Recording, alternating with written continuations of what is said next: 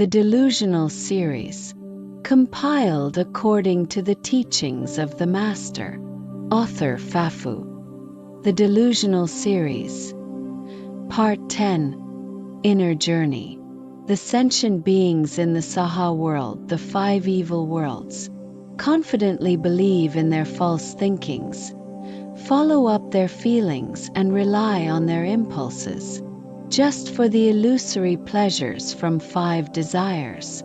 They gain and lose in an illusory form, but they are attached.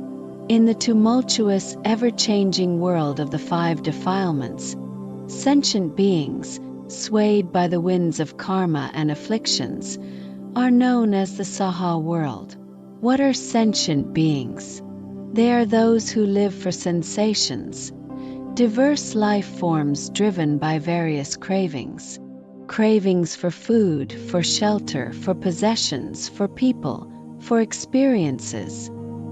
These desires are manifold. Some are rooted in love, in attachment, an insatiable desire for all things.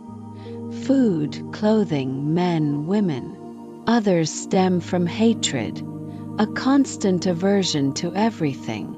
Why do these cravings arise? Because of dependence, longing, and a sense of necessity.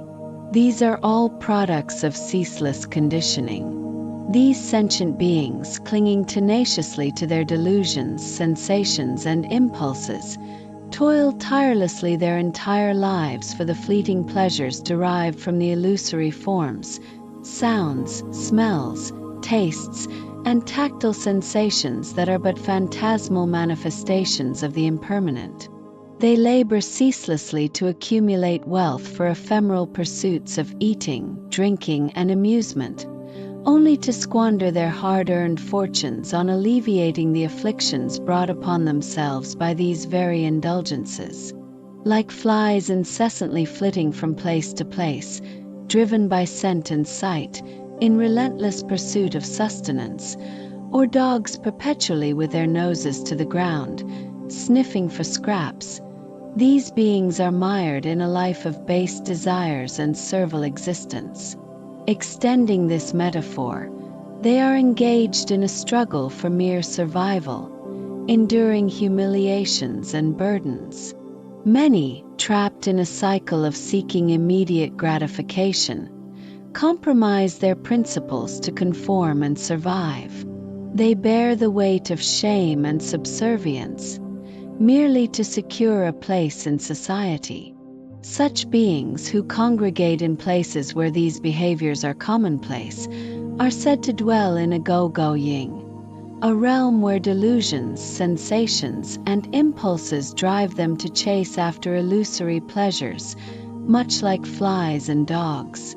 Caught in a ceaseless cycle of gaining and losing, they perpetuate the very conditions of their suffering.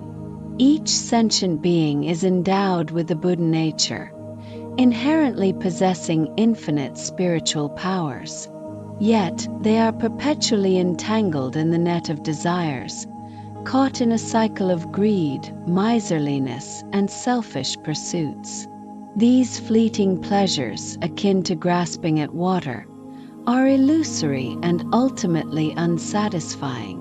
Despite their inherent nobility and potential, beings degrade themselves to the status of servants, wandering aimlessly.